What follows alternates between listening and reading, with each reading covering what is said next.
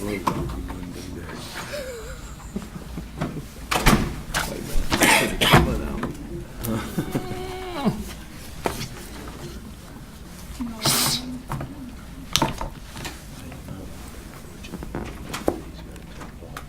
Yeah. All right. Lay up on that edge. Turn it off. Where's he at? We ready? Ready, Mr. Brown? I'm ready. All right, let's call this meeting to order a little bit after 9 on May the 1st. At this time, we will have the Planning Commission meeting, but we'll have it first, invocation. Mr. Craig Slade, would you have our invocation for us, please? Join me as we pray. Father, we just pause now to thank you for how you have protected and blessed our county.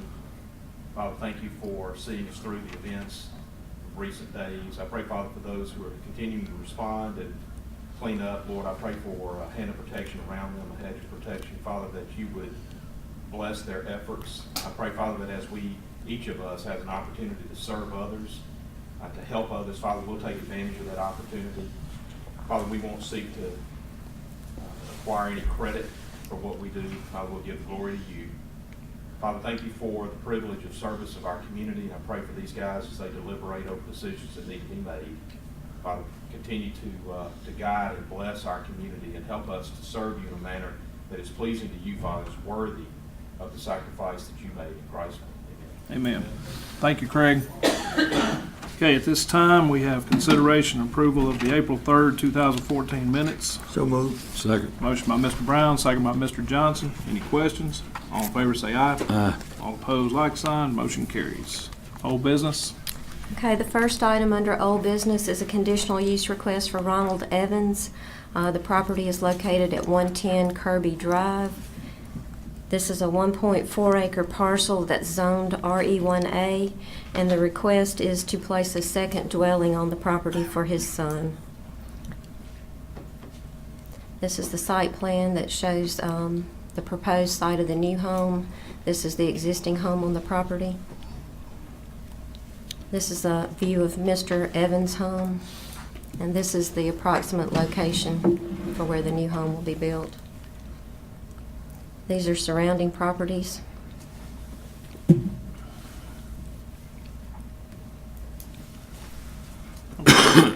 that in District 1?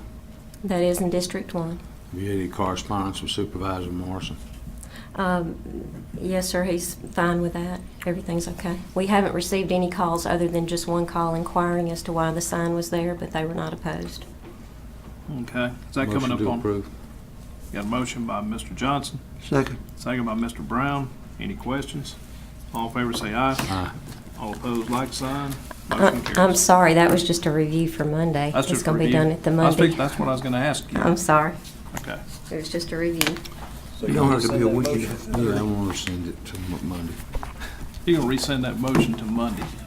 I apologize. That's okay. Getting it ready? Is that all from old business? It is. New consideration? Okay, under new considerations, we have a dimensional variance request for Berg Cowan Development.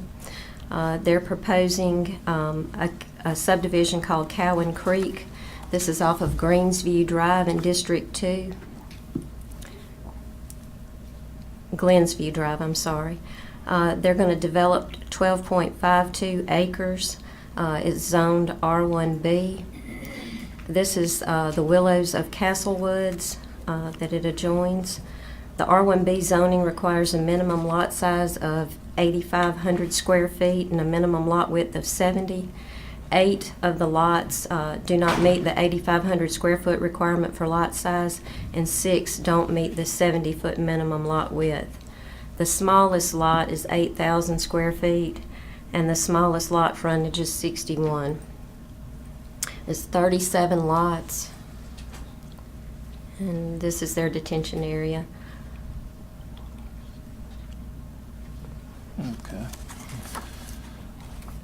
This actually is not a part of Castlewoods. It adjoins the property there at the Willows, but it's not a part of the Castlewoods. So it'll be a different subdivision altogether. It is. Gotcha. All right, Mr. Brown, you want to make a motion to set that public hearing? I'll make that motion. Motion by Mr. Brown to set the public hearing for Second. 5:15, second by Mr. Johnson. Any more questions? All in favor say aye. Aye. All opposed, like sign. Motion carries.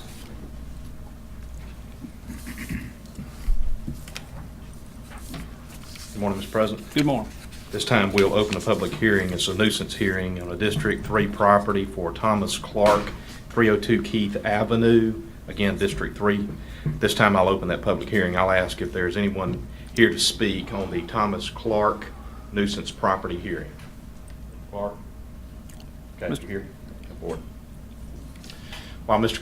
Clark comes forward, I'm going to ask Renee if she'll go over the photographs and discuss the condition of the property. All right, this property is located at 302 Keith Avenue in the Robin Hood area. This is in District 3. These pictures were taken February 24th, showing the condition of the property.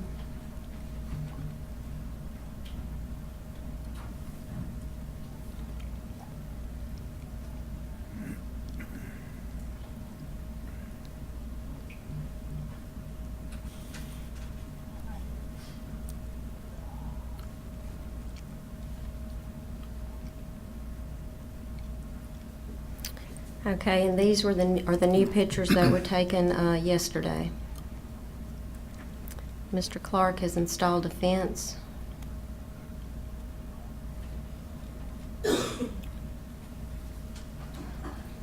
Okay. How much land you got behind there, Mr. Clark, Well, I've got, to be able to store your stuff behind?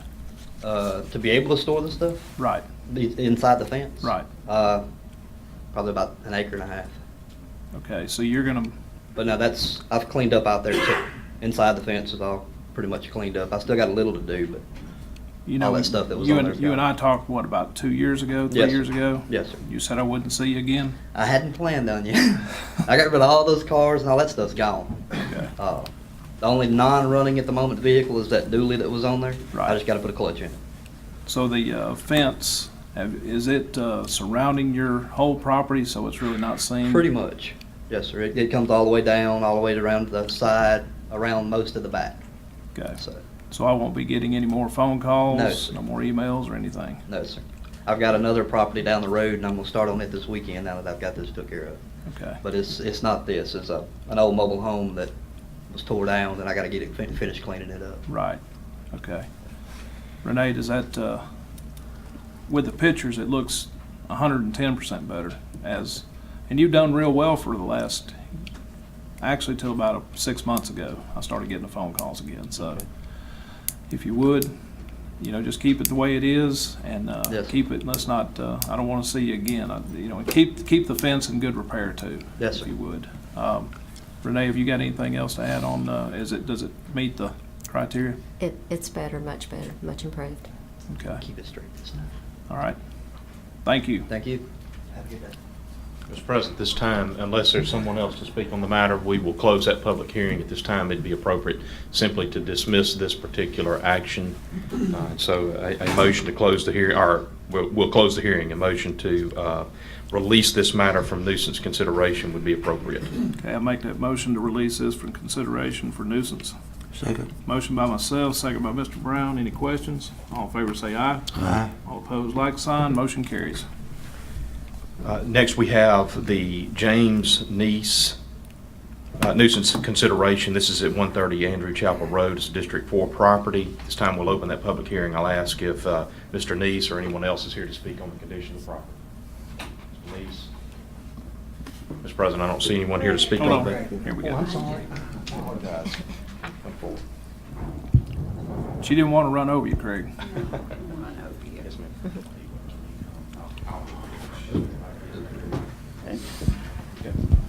Okay. We're having, If you will, hold on just a second. Let's let Renee go over the photographs Okay. and then we'll have an opportunity. All right, we received a complaint on the property January 21st in regard to someone living in a camper in this old dilapidated manufactured home. The first letter was sent unclaimed, the second letter was received. These pictures were taken March the 28th. They have torn down the mobile home, but the debris still has not been cleaned up. Now, these are the new pictures. Some work has been done there, but it's not complete. Okay. Ms. Neese, correct? No, Renfro. Ms. Renfro? She's Mr. Stacy Neese's mother. Okay, all right. So do you own the property? No, my ex-husband owned it, and he's passed away, and my sons have it. My son has it now. Okay.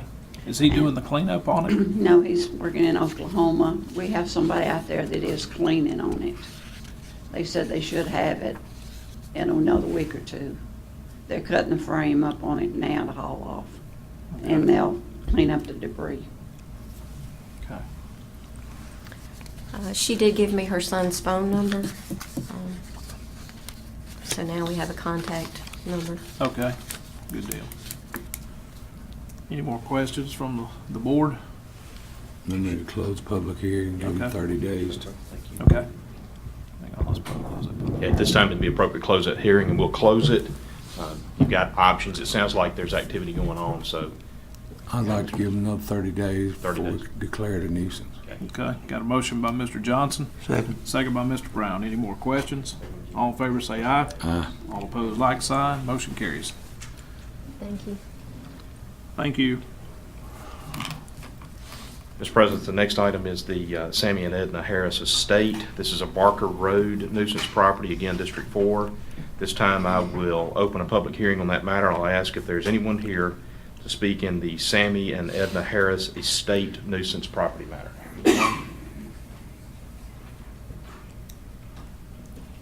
Mr. President, I don't see anyone here. It's not unexpected with it being an estate matter. This time I'll ask Renee to go over the photographs with you. Okay, this property is located in District 4. We received a complaint in March in regard to people dumping on the property. It's a vacant home here. The mail goes to an address in Arkansas, but the mail was returned saying that address was vacant. These are the pictures that were taken March 17th.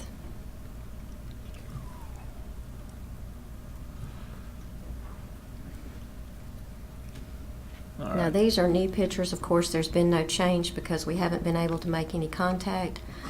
Other than this time when Dwayne was by there, he noticed that there is a dog pen with some dogs or puppies at the very back of the property, which would lead you to believe that there's somebody coming around. We just have to find out who it is. Okay. All right, let's close that public hearing then. If I may, Mr. President, we'll close that hearing, but if I may, obviously, we can't just assume that whomever is keeping the puppies there is someone who actually has an interest in the property. It could be someone Right. who's just taking advantage of the situation. We just don't know. This is what we run into in situations where we have an estate that is left in ownership of the property. That's how it's identified. There is no specific individual ownership recorded or acquired. In situations where property is left in an estate situation, until a court determines who it is that are the actual heirs at law of the decedents, it's difficult to know who has an interest in the property. Sometimes we can discern that from where the tax documents are being mailed, delivered. The assumption obviously being that if somebody's going to pay the taxes on the property, they must have an interest in the property somehow. But that's not clear to us from just the documents that we have access to. And so in situations like this, we do what we can, and Renee and our guys, John and Dwayne, do a good job of trying to track folks down, but a lot of times that information comes back to us unclaimed. So there are very few options. Obviously, we can declare this a public nuisance. We can send it up to justice court. But the same issue of finding out who is responsible for the property will be facing the justice court like it is us. And so in situations like this, where it's clearly a dilapidated situation, it's an unsafe situation, you've got issues being addressed by neighbors. In situations like this, about the only option that we have, short of going into Chancery Court and forcing a determination of who the heirs are, which is kind of an expensive proposition, would be for the county to declare it a nuisance and use the option available to the county, which is to clean the property up and have the costs calculated and then assessed as a lien against the property. That way, if somebody is interested in the property and they bother to pay the property taxes, then this coming August, the cost of that cleanup will be a part of their tax Part of it, obligation. okay, All right? all right. So that's your option. What we don't know right now is what would it cost to get this cleaned up, and that's something that you need to think about. Right. Well, I'll make a motion to declare it a nuisance. Second. Got a motion by Mr. Johnson, second by Mr. Brown. Any more questions? All in favor say aye. Aye. All opposed, like sign. Motion carries. Okay. Walter, would you like to have somebody evaluate what the cost of cleanup is on that before we send it up to Justice Court, or do you prefer just to send it on to Justice Court? That wouldn't be something we would do in-house. We have Yes, sir, we can do it private in-house. contractors that do it. Yes, sir, we can do it in-house. Obviously, we need to figure out The cost. yeah, what's the scope of that going to be, but it's clearly something that we can take advantage of in-house if we have the capability of doing it. So we're just looking for some direction on what you would like for community development to do at this point. Do you want them to send it up to Justice Court, or do you want them to work with Colonel Stringer, with the road department, see if it's something that we can take care of in-house? By all means. All right. Okay. Let's add that to the minutes to get the scope of the work on the price of it and everything too, Yes. before we send it up to justice. Right. We can come back and report on that cost, Walter, and get further authorization to proceed with the cleanup if you guys are satisfied with the scope of work and the cost. Okay, Okay? thank you. Mr. President, the next item is the Dwayne Quick nuisance property hearing. It's District 4 property, 147 Wadsworth Road. This time we'll open that public hearing. I'll ask if Mr. Quick or anyone else on behalf of Mr. Quick is here to speak in this matter.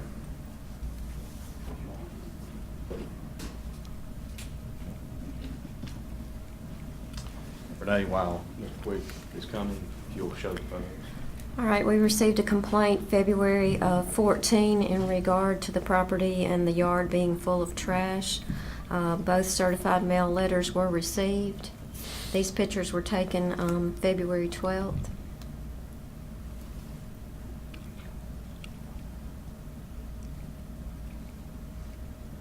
Okay, and these pictures were taken March 28th, and you can see that some work was done at that time. We also got pictures from yesterday. The trees with the leaves, it's hard to see now, but Dwayne thinks that this property has been cleaned.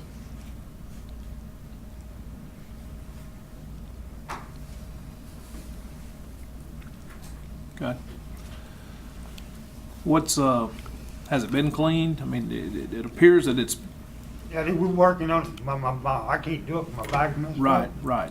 And my nephew and my son them can over help me on weekend. I was fixing to say, it looks like you got a capable young man there that tried to help you out. Okay. So you think in couple more weeks, you'll have it completely cleaned up? Okay. We can close that public hearing, I think. We'll close the hearing then. It's appropriate to have this matter either delayed and let Renee and John go back in a couple of weeks and evaluate one more time, or we just go ahead and close and shut it down. Whatever you think. Let's extend it a month and make sure it gets done. Okay. Okay, motion by Mr. Johnson to give him 30 more days to make sure, and then Renee's office to go back out and check. Second. Second by Mr. Brown. Any more questions? All in favor say aye. All opposed, like sign. Motion carries. Thank you, sir. Thank y'all. Good. Renee, this next one is on. Yeah. Mr. President, item 6 has been resolved, so we'll Okay. take that one off. 697. Mr. President, the next item is item 7. This is the Deborah Wade nuisance property. It's District 1 property, 730 White Road. This time we'll open a public hearing on the Deborah Wade nuisance matter. Ms. Wade? Okay. Renee, if you'll go over the photos, please. All right, this is in District 1. We received a complaint in regard to the operation of a business. There's a sign that says used tires for sale. And then there's the tires. The first letter was unclaimed. The second letter was received. These pictures are the new pictures from yesterday. The sign has been removed, but the tires are still out by the road. She also needs to do some cleanup of the property, it appears. Okay. Is Ms. Wade here? Okay. I thought the person getting up was perhaps Ms. Wade. So obviously, there's no one here. This time, it'd be appropriate to close that public hearing. Be appropriate to take action. Okay. Do I have a motion to declare that a nuisance? So moved. Got a motion by Mr. Brown. Before I second, have you had any feedback from Mr. Morrison? He was aware of it and, wanted us to pursue it and get it taken care of, get it resolved. Okay. I second the motion. Second by Mr. Johnson. Any more questions? All in favor say aye. Aye. All opposed, like sign. Motion carries. Right. Just for clarification, I think this is one that we can send on up to Justice Court. Right. We know that there's someone occupying the property That's here. correct. Okay. Is that everything on new considerations? That's it. Okay, thank you. What about site plan architecture review? We don't have one today. Okay, the next meeting will be held Thursday, May 29th, beginning at 9 a.m. Do I have a motion to recess? I'm making a motion. Motion by Mr. Johnson, second by myself. Any questions? All in favor say aye. Aye. All opposed, like sign. Motion carries. Okay, at this time, we are going to call to order the work session for the Rankin County Board of Supervisors. I'd like to vary from the agenda a little bit. I've got City of Brandon Mayor Butch Lee. If you would come on forward. I know you've got a 10 o'clock meeting, and I'm sure that very pressing what you've been up against the last couple of days. I hope you got some sleep here lately. Oh, who needs sleep? I hear you. You're a young man. Mr. President, just as an introduction, so everybody knows, we have an agenda on the item on the agenda for Monday that concerns Brandon, and I think that's what Mayor Lee is here to talk about. Correct. The bridge. Right. Getting some funding for bridge. Yeah, and that's on item, should be 11 on your agenda, 11B Yeah, for Monday. for Monday. But it's good that he's here because it's That's an right. item that I'm sure y'all want to do some thinking about. Well, I'm glad to see you here. Thank you. Appreciate that introduction. Yes, this is we have been working to begin work on Highway 80 on this end of town. It's an entrance into downtown Brandon.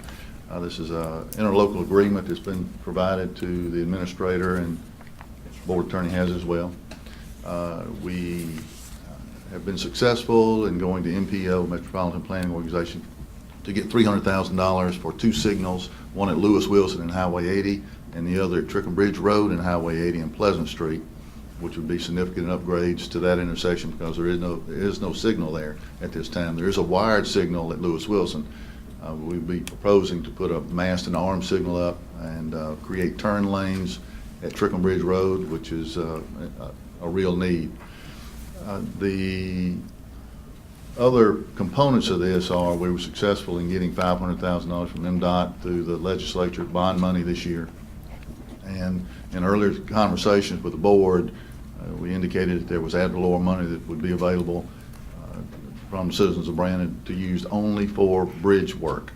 And we actually have identified 3 bridges, but we'd like to start with this one. The first one is on Highway 80 there at the bottom of the hill, which is a double-barrel box culvert. Right. There's another bridge on Pleasant Street. We'll get to that one down the road after we get this one resolved. So we created an interlocal agreement between city, county, MPO, and MDOT. And that's what we're trying to achieve here. So this is the next step in that. We've secured, again, $800,000 through the other 2 sources. We're hoping to secure funding here, and I've given you a spreadsheet of an estimated cost of replacement of that bridge that we got from Guest Consultants. And that would be 3 things, and the 4th element of that would be the city compiling everything else that's on top of that. So once we get agreement from you, I'll move to a very specific engineering report to apply dollars to that so that we can ascertain from the city side how much the city's going to have to put in that to achieve that. So we're trying to improve traffic coming into downtown area on the east end of town, and we'll move from the east through town as we successfully work on these projects. Right, which I know when we have disasters on 20, that's the way they route it. Exactly. Everyone routes right through there, so it's very congested and very tight. So, We've had more than one total vehicle at Trickham Bridge and 80. It's just, Correct. it's tough getting out, whether you're coming into town or leaving town in the evening. So it's a problem, and we need to create turn lanes there so traffic can continue to Continue flow to flow. regardless if somebody's turning off of Highway That's right. 80 or on the Trickham Bridge or on the Pleasant. It's just, also the school maintenance barn, if you will, the old Brandon Right. Academy's there, and Right. there's a lot of traffic coming from the school district in and out of there as well. Right. So that's the purpose of my meeting, coming this morning, to ask you to dutifully consider that.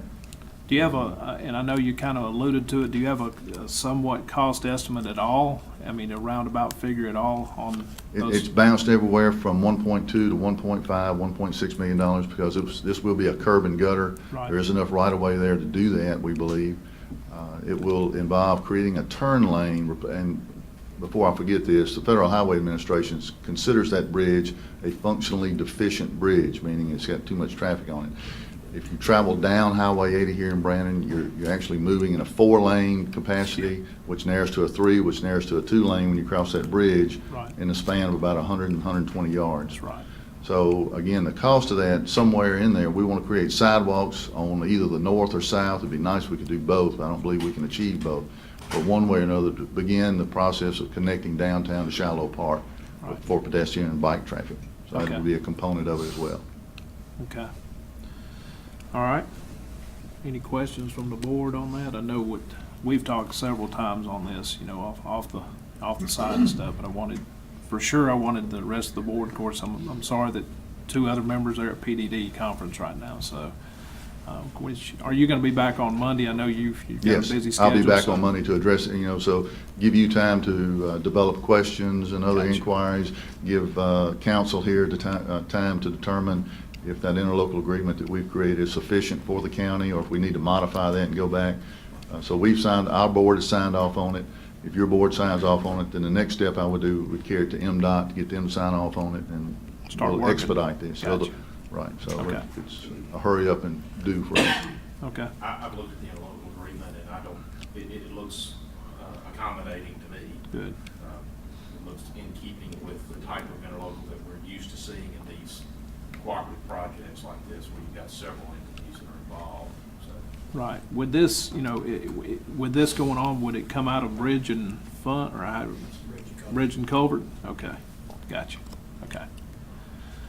If there's no more questions, I know you're a busy man, so if you got, thank you so much, and, Very much appreciate your time, and just as a report to those that are interested in the ongoing things in Brandon, as of Right. Tuesday night, we had 4,000 people without power in Brandon. Right now, I think we're down to 72. that's it, And it'll good. probably be by dark, all of those will be up and powered up as well. And this is a unique storm, as we've discussed. It stayed in 3 municipalities, didn't get out in the county. Very fortunate, as it went from the western edge of Brandon by Boyd Honda, all the way to Cannon Ridge. Right, Did damage all the way through. We've got 75 structures damaged, but not one report of any injury, right, not even a scratch that I'm aware of. yeah, So I would ask that you all keep our emergency responders and those people out there with energy in your thoughts and prayers as we begin the cleanup process. We did have a house fire last night on Morrow Street. Once we began to re-energize, and the fire department was ready for that, so it's been a very strong blessing for Brandon, and would encourage you to keep praying for us because we need it. sure will. Thank you so much for all you do. Thank you for your time. Okay, Which they replace those with creosote pole? Pardon me? Energy, they replace them with creosote pole? No, sir, steel poles. good. Wow, you got a preference to creosote? You got your own ownership in the creosote pole plant or something? He does in District 2, let's Oh, put it I that see. way. So, I see. thank you, Mayor. Thank y'all. All right. All right. Next up, we have Sonia Shaw's consulting firm for disasters. Kind of fits right in line with Mayor Lee after he kind of came with a little bit of explanation of what's been going on. That's how devastated we were downtown. So we appreciate you coming today, and Thank you. you can give us about 10 or 15 minutes of kind of an I am. overview of what you guys have. Absolutely. Our company is a Mississippi-based company out of Ellisville, Mississippi. There's only about, I would say less than 10 companies in the United States that do what we do, and it's FEMA consulting from the municipalities, the counties, and the state entities to be reimbursed by FEMA. And I'd like to introduce Danny Shows. He's actually going to step up and give the presentation and the overview of a couple of things that we offer. Okay, thank you. One of the most confusing presentations anybody can do. I'll just put that out front. to begin with. Like Sonia said, we're a very niche company. I retired with Cisco Networks, and at that time I was working with the multi-communication factors like Motorola now has in place with the state. So we transferred into emergency services since we had many contacts. If you'll pull this presentation, I want to go through it real quick and kind of give you an idea of what it is we do. The very first slide gives you a breakdown, a pyramid, if you will. That pyramid describes the different phases, the different pieces of the puzzle during a disaster. At the bottom of the pyramid, you have a debris removal contractor. That is something that I don't do. I don't pick up sticks, okay? Then you have debris monitoring. A lot of times it's done by the county or the city or the county engineer, for example, or I can do that. But at the very top of that pyramid, there is a FEMA administration piece, and that's where we play, okay? So the other piece of that puzzle is the FHWA. For example, with the city of Hattiesburg, the streetlights on Hardy Street were FHWA, and that was a different funding mechanism. If the county engineer is here, He's on the okay. coast, we got a stand-up sign over here. There you go. All the state aid, federal aid, second aid roads all fall under FHWA during a federal declaration, okay? What FHWA? It's the Federal Highway Administration, okay? Yeah, there's a lot of acronyms here. Like I said, it could get real confusing real quick. Following Hurricane Sandy, FEMA offered a pilot program. That pilot program is now in effect. As a matter of fact, we met, was it last week or this week? The days run together. Talk about no sleep. There's a federal declaration in Tennessee, Jackson, Tennessee area right now, where we are implementing the pilot program. So it is a real program. It is important for the state of Mississippi to know. And if you look at this slide where I have 0 to 30 days and 31 to 90 days, that pilot program actually gives the counties, cities, and state agencies 85% reimbursement versus 75%. 10% is a lot of money when it comes to debris removal. The city of Brandon is going to be very familiar with that real quick, in which we're meeting with them Monday to discuss the same thing. 31 to 90 days is 80%, and then the remainder, 6 months, up to 6 months, 75%. The important thing that you need to know is the state of Mississippi does not have 12.5% matching money right now. Robert Latham did go to the legislature and tried to get the money out of the rainy day fund. It was impossible. That's just not going to happen. So if you can get an additional 10% in that first 30 days, it's a blessing to the entities, okay? Again, this is something that we are seasoned with and can make it happen. There is a reasonable cost on the next slide. Can you bid what it is we do? Typically, professional services are not bid, engineering, for example. But FEMA says, yeah, you can bid it if you want to, but if you don't bid it, we're comfortable with you selecting a company to use, and that's right there in black and white. It's in their manual. As long as it's reasonable cost. And we have never been turned down. We're on our 10th disaster now. My services are reimbursable just like the removal of debris, okay? So that's a good thing. It's a good thing for the county and cities. All right? The reason I'm here is what I'd like to do is get a no-cost contract in place with you. You typically, well, today you don't have damage, if you will, that you know of. It'll probably surface in another week or two. And if there's any reimbursements, then we'll jump on it and try to get you covered, all right? But what I'm interested in is a no-cost contract. You activate me as needed. 2 years from now, 1 year from now, 3 months from now, you have another tornado, we have a flood. You call me, we write a scope of work, and that's when we come to work for you, all right? That's during emergencies. Again, my services should be reimbursable. You know how FEMA is. During any disaster. During a non-disaster, what I'm asking you to do is to consider setting aside $7,500. Let us come in and write a FEMA debris plan. Let us work with MDEQ, MEMA and FEMA and get that plan approved, that will give you another additional reimbursement status, okay? The second piece of that puzzle is FEMA would like for you to have a debris removal bid in place. In other words, have a contractor in place. And if you can begin to see the puzzle come together, when you have a disaster, if you can activate immediately, like the declaration was last night for the state of Mississippi for 7 counties, you could activate that contract the next morning, and in that 30-day window, we can knock down probably 80% of the damage. And therefore, you get 85%. We won't have to depend on the state to match with that 12.5. Okay? So that's the intent of why I'm here today. What I've done is I've given you several documents.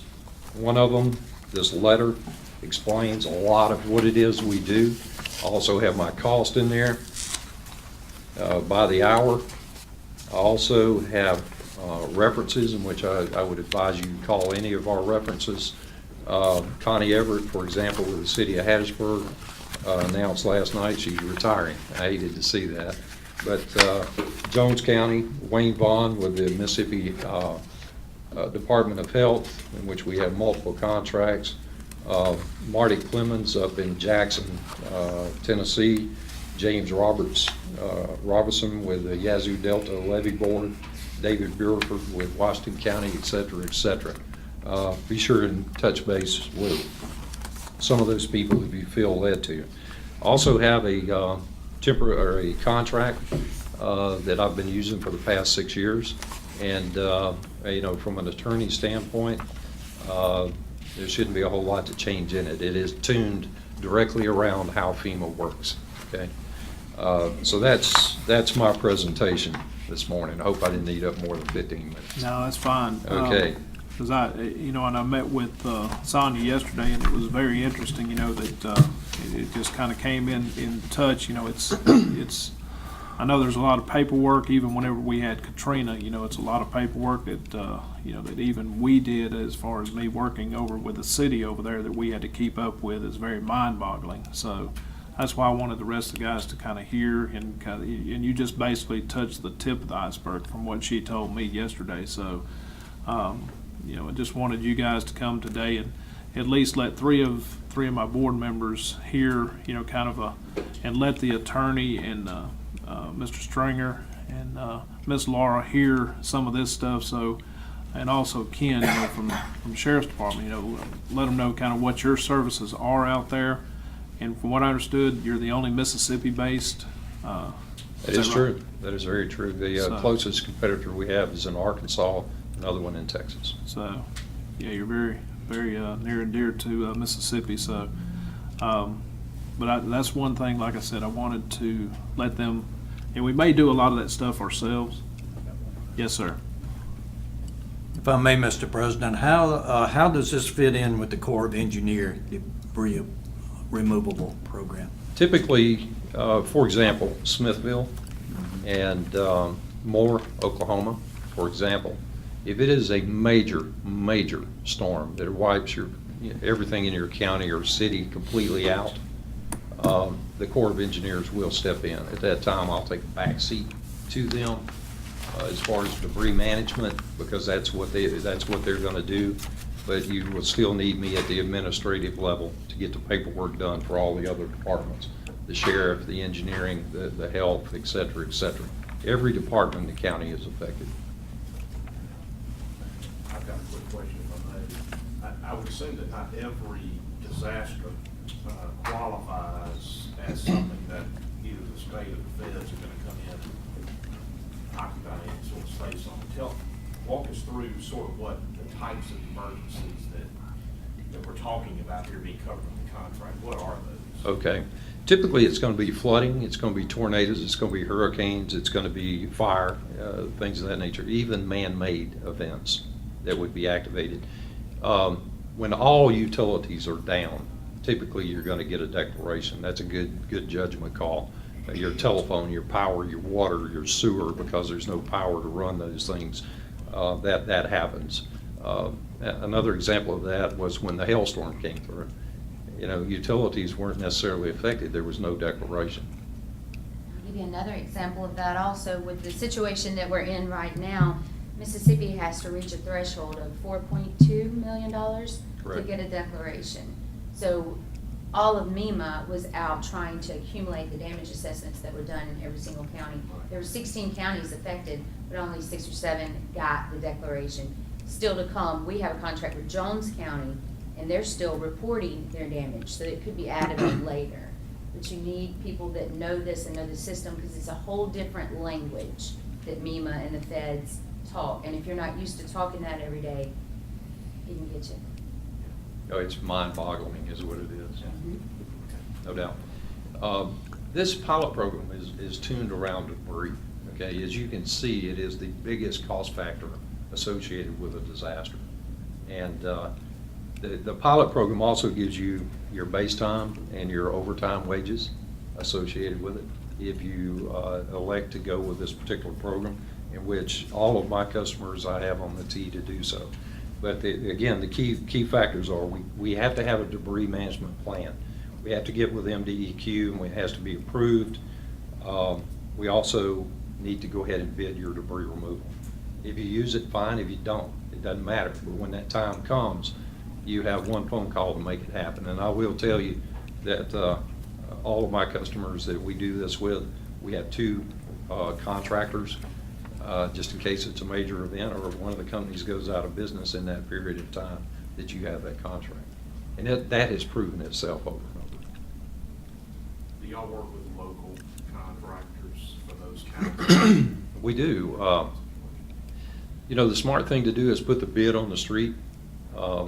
There's a lot of FEMA requirements in that bid. If they can step up to that table, yes. The biggest challenge that most people have is a $5 million bond, performance bond. So what we did is we convinced the state of Mississippi as well as FEMA that let us go in and do a damage assessment and let's come back to you and say, you know what, it's only $1.5 million or $2 million. Let's only bond for that amount, and that way it keeps that cost down. And again, FEMA loves it. Anytime you say cost down, it's a good thing.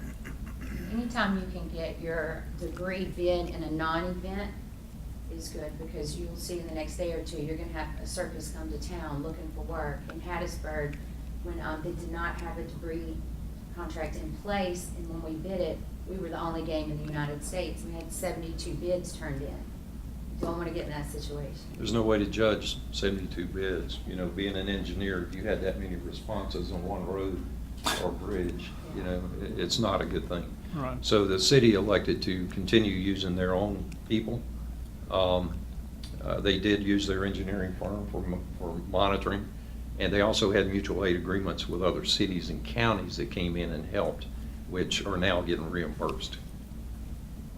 How much success have y'all had in situations where the event occurs, there's damage, there's debris removal, and the paperwork is less than optimal? How much success have y'all had getting that rectified on Sure. the backside and having success with FEMA? We have done that. We actually did that in Hattiesburg. When we got there, they were counting the trucks coming in to temporary site, and just literally 1, 2, 3, 4, 5. So you have to go back and recreate and redocument all of that, and we've had 100% success with that. After we turned the PW in Hattiesburg, it was paid within 120 days. Which is a blessing, because in the state of Tennessee, it's 6 months minimum. So, at the end of the day, we feel like we've got it down to a science, getting the paperwork done, getting the PWs, the project sheets turned in. We know the channels to push them through in order to get quick reimbursements. You are going to run into situations, like Sonia said, where they're using stick drawings to count the trucks. A lot of times that'll go into a protest because there's no documentation to back it up. We can turn it in, but what we do is we move that over to a small project. We know that it's going to have issues, and then we'll protest it on the backside after the event. Again, if you have all this in place on the front end, it's a non-issue. You can flow right through this, get that first 30 days, and get busy and get your money. as quick as you can. That's the intent, and that's what it is we would like to do with Rankin County. Well, where do we stand now on awarding bids for Rankin County? Right now, there are no bids with Rankin County. Okay.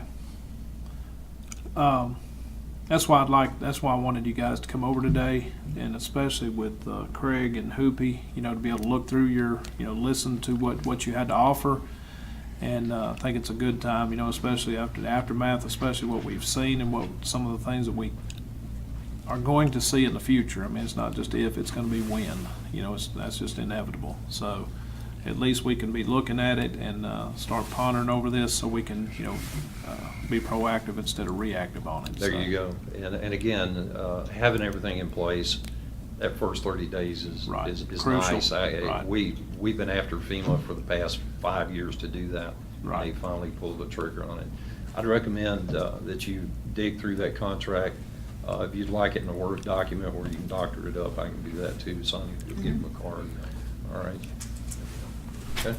All right. We appreciate y'all's time, and typically what happens when we present like this, it's tabled, let's Right. review it, And that's- answer questions. Right. And get it done.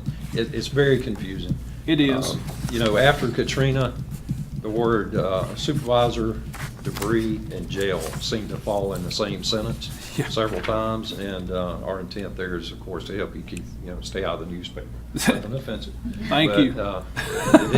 it is what needs to happen. Believe me, we love those words too, to stay out of it. So. There you go. There you go. But, Thank y'all very much. It's good to meet everybody. Good to meet y'all. Good to meet you and see you again. You take care of yourself. Take care. And safe trip home. All right. This time we have Mr. Craig Slade, Board Attorney. Review of items for May the 5th, 2014. Just under my section, we'll be taking a look at the amendments that are proposed on the transient vendor ordinance, and then I see that we have one public hearing and we'll see one public hearing, so not a lot going on under my section outside of those issues. I read your email back, I guess, as far as Chief Cook did, and I see that he's coming Monday. That's I correct. think he's gonna speak in public comment. He's listed in public comment if y'all want him to speak. He'll be here to talk about the transient vendor ordinance. the proposed amendment. Did he understand the reason why we had to go that route? Yeah, he understood. Okay. I don't know that he likes it, but he understood it. Well, the bottom line is, and I understand because we've got to protect our people, and that's what he needs to understand, because we've got so many different businesses out there that are soliciting and stuff. I think there's a happy medium in there. Right. That, we just need you guys to think about it. Okay. Discuss it. Let me say this. They're talking about the house burned yesterday. Electricity was off. When the power was turned back on, they've left something on in their house, and it catches on fire, and that house burned to the ground. Well, and you don't realize that because everything's going on. I was thinking the same thing. I'm trying to remember what lights I left on, because when it goes out, it goes out. So, it's one of those things that happen, but, all right. Mr. Stringer, County Administrator, on your section. You're talking about next week's agenda here? No, let's go ahead and, let's do the authority on the A, Okay. on the work session. I'm asking for the authority to do an emergency purchase, really, for a tornado siren controller. We had problems with our sirens this past week. That's not the first time. The controller we have is currently located in the sheriff's office, the dispatcher, which is an appropriate place. Right. But we had some issues with it for the second time. So I think we need to go ahead and get another controller, put down at the EOC, initially be a backup. It's something we were going to do within a couple of years anyhow. I think we need to go ahead and do it. It'd be a cost of $40,000, about $41,000. From the time that we get approval to go ahead from y'all, it'll take about 30 days before we can have it operational. But at least we'll have a backup. Then we can feel confident that we'll get the sirens on. So, Scott, let me ask you a question on the, with the sirens the other day, I got multiple calls from out in the county, several different concerns because they did not go off.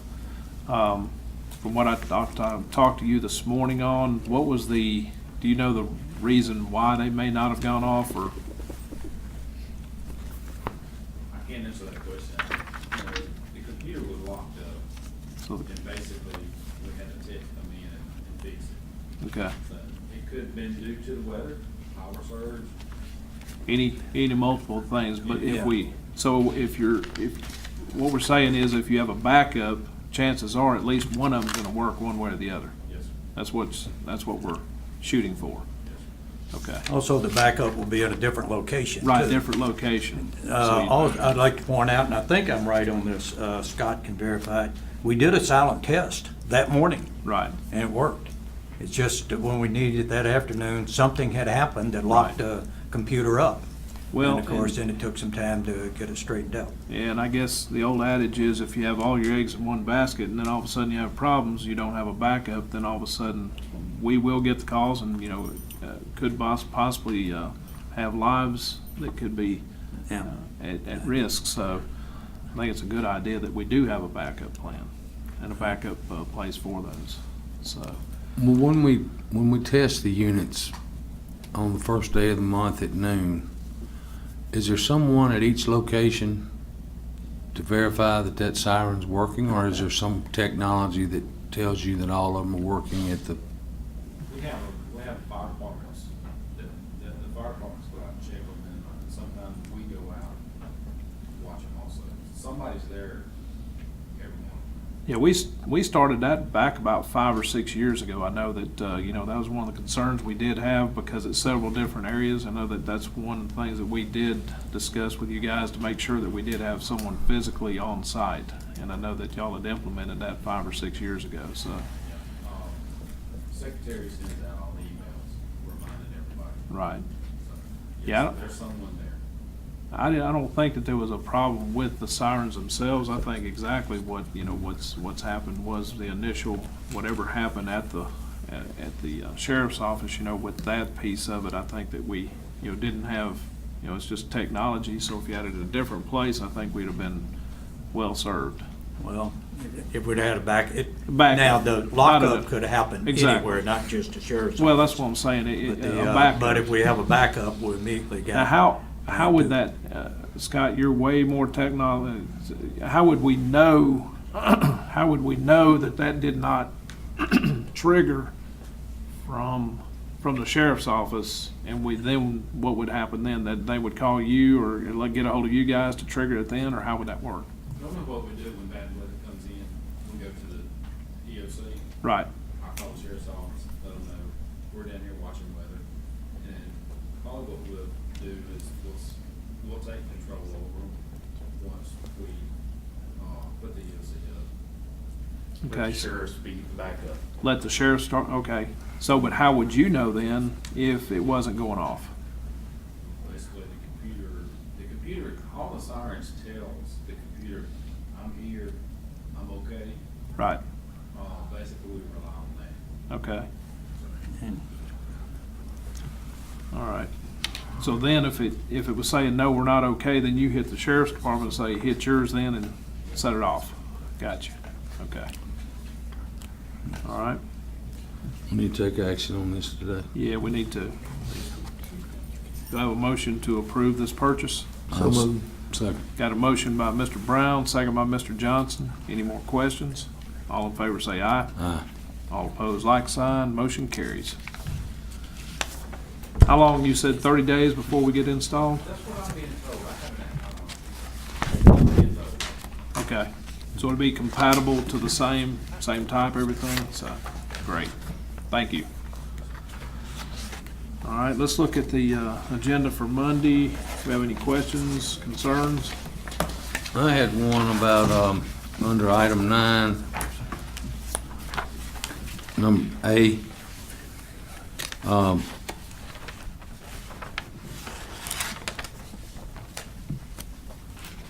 This bid opening or this advertisement is for the drainage improvement project down there since the last piece of right-of-way has been acquired. Are we gonna wait and advertise the paving of Old Highway 43 and Old Highway 49 at a separate time? I won't step on Tim, but I talked to Buster about this. Did you talk to Buster? I have not talked to All him. right. You want me to tell him what he told me? And I'll fill in the gaps if I can. I asked Buster that specific question. This obviously is a necessary precondition to any of the actual overlay on 049. So he wanted to go, obviously, we gotta get this project advertised and get that one completed. And I asked him, do we have to wait for this project to be completed before we can advertise on the actual overlay, which affects 43? And he said no, that there will be a follow-up shortly after this for a request to authorize advertisement of both of those projects.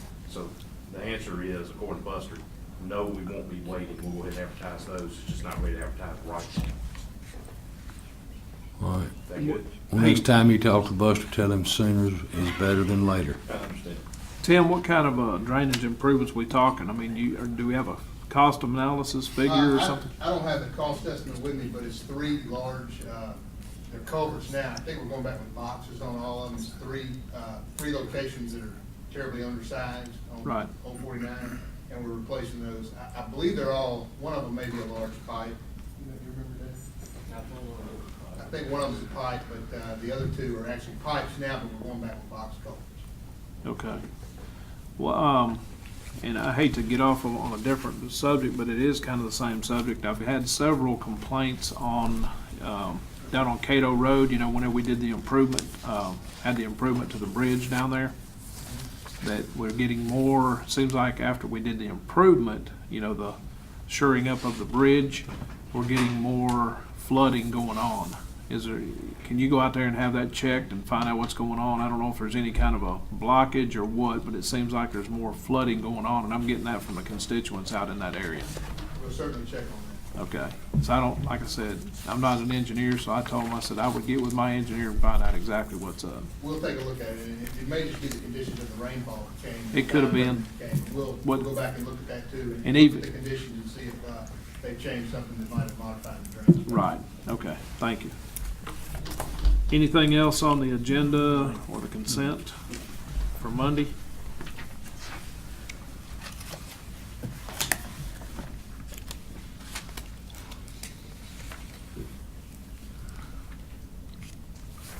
What did we ever do on the, y'all were gonna get with, Judge Broom on the payable on the one trip?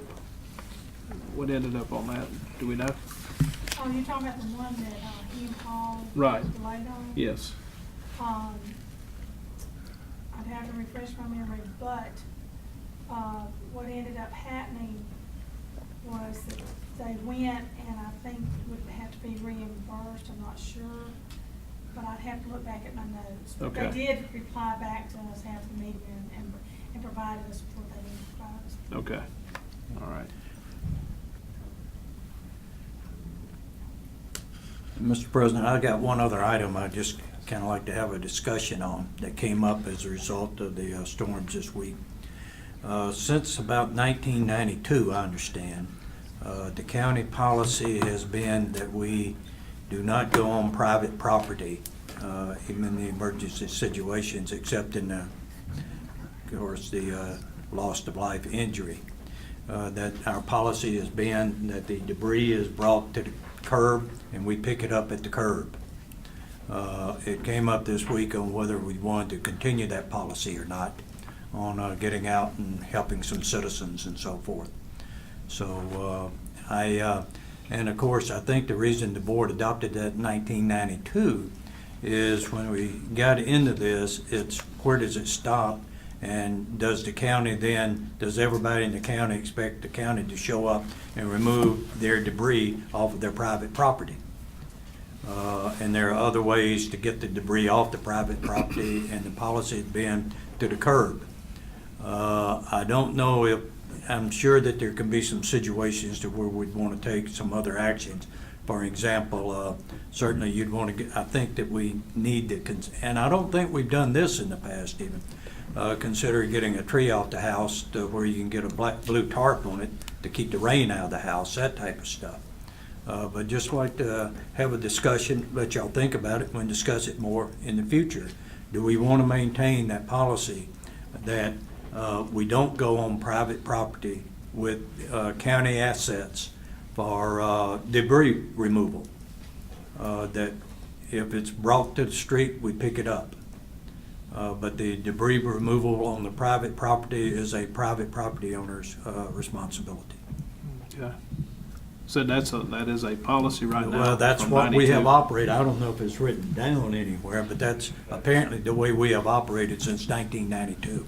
Do we not have a policy on that, or just that's how we're operating? But, you know, Greg, we actually don't have to have a policy. The law is pretty clear about Right. the county's responsibility to stay off of private property. Right. Unless it can be shown that there's a public benefit to that activity.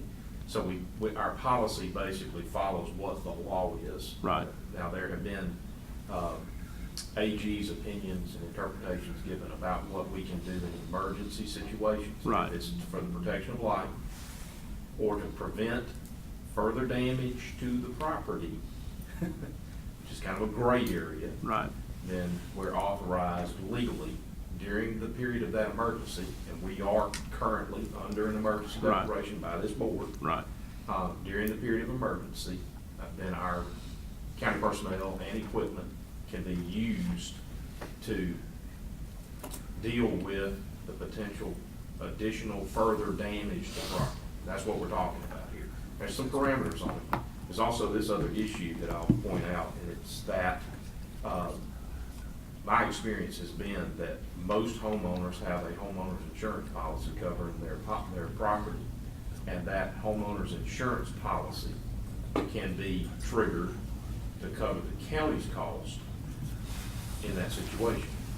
But you got paperwork, and you gotta go through the process of being reimbursed by the carrier. But, so there is the potential that even the costs associated with the county's activity could be reimbursed by a private insurance company. But not every homeowner is gonna have coverage, and not every insurer is going to accept that claim and pay it. Right. Well, seeing we got, we've only have three members of the board, I guess we probably should take that up again on Monday and kind of reiterate on that and let us chew on this a little bit, because I know that I understand exactly what you're saying. I've gotten calls and things like that, and it's kind of a gray area. It's kind of a tough area for sure, because we got neighbors and everything else that we want to help, and that puts us kind of in a bind sometimes as far as liability and everything else. So it's and also with Mr. Dale, I know it really puts him in a bind because they see him on the ground out there, so they're thinking, here comes the cavalry. So we kind of, like I said, I think we really need to think about how we need to deal with this, and